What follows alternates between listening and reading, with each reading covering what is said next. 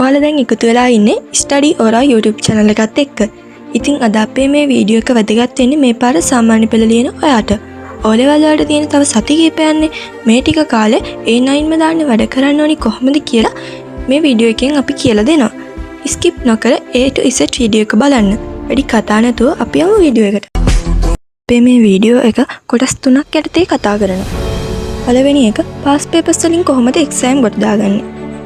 දෙවෙනි එක අමාරු පාඩම් කොහොමද ස්ටඩි කරන්නේ? තුන්වෙනි එක කොහොමද ફોකස් එක තියාගන්නේ? හරි අපි දැන් එකින් එක කතා කරමු. පළවෙනි එක past papers වලින් කොහොමද exam ගොඩ දාගන්නේ? papers කරනවා ඒත් result නැද්ද? past papers කොච්චර කරත් වැඩක් නැහැ හරි විදියට කරේ නැත්තම්. හරියට කළොත් හොඳ result එකක් ගන්න පුළුවන්. බලමු කොහොමද කියලා. ඉතින් නංගි මල්ලි ලකුණු කීයද කියලා බලන එක නෙමෙයි වැදගත්. වැරදි ආන්සර් ඇයි වැරදුනේ කියලා හොයාගන්න. past papers කරද්දී නොදන්න ප්‍රශ්න තිබ්බොත් මාකින් එක බලන්න යන්න එපා. ඒ ප්‍රශ්නයට අදාළ නෝට් එක බලන්න. ඒක තමන් හොඳින් සංඅධ්‍යයනය කරන්න. නෝට් එක තේරුම් අරන් ප්‍රශ්නෙට උත්තරේ ලියන්න try කරන්න. එහෙම කරලත් උත්තරේ හොයාගන්න බැරි වුණොත් විතර මාකින් ෂීම් එක බලන්න. ඉතින් මෙතනදී ඔයාට නෝට් එකකිනුත් බලලා උත්තරේ හොයාගන්න බැරි වුණ ප්‍රශ්න වලට අදාළ පාඩම් වෙනම කොලයක ලියා ගන්න. ඒ පාඩම් තනියම ස්ටඩි කරන්න. YouTube එකේ ඕනි තරම් lessons තියෙනවා ඒවයින් ප්‍රයෝජන ගන්න.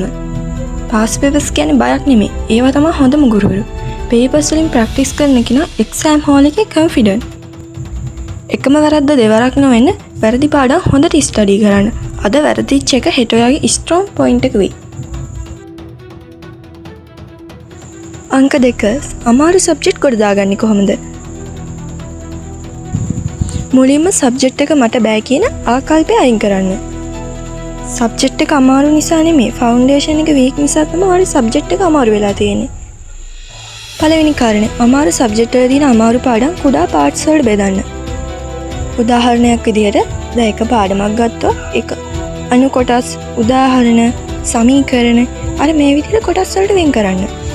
තවත් ක්‍රමයක් තමයි voice note method එක. අමාරු lesson එක short summary එකක් විදිහට ඔයාගේ voice එකෙන්ම record කරන්න.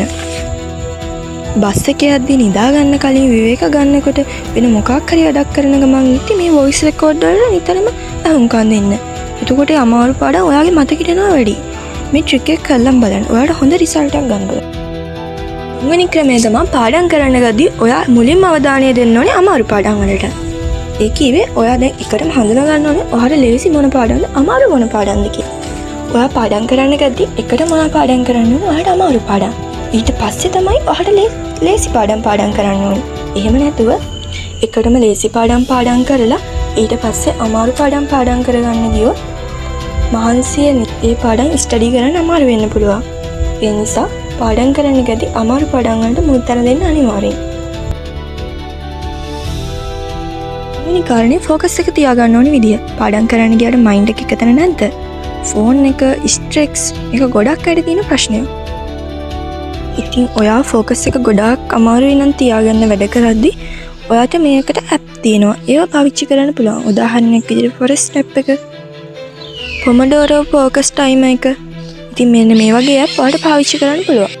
දෙවෙනි කාරණේ තමයි ඔයා පාඩම් කරන තැන ගොඩක් නිශ්ශබ්ද තැනක් වෙන්න ඕනේ. ෆෝකස් එක තියාගෙන වැඩ කරන්න අමාරු අයට හරියටම ට්‍රික් එකක් තමයි Pomodoro ටෙක්නික් එක කියන්නේ. ඒ කියන්නේ විනාඩි 25ක් පාඩම් කරනවා විනාඩි 5ක් බ්‍රේක් ගන්නවා. ආයෙත් විනාඩි 25ක් පාඩම් කරනවා ආයෙත් විනාඩි 5ක් බ්‍රේක් ගන්නවා.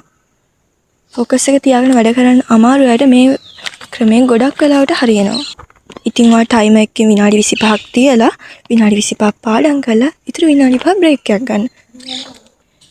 පාඩම් කරන්න ගන්න කලින් ඔයා මෙහෙම හිතන්න මේ විනාඩි 25 මගේ ෆියුචර් එක වෙනුවෙන් කියලා හිතන්න.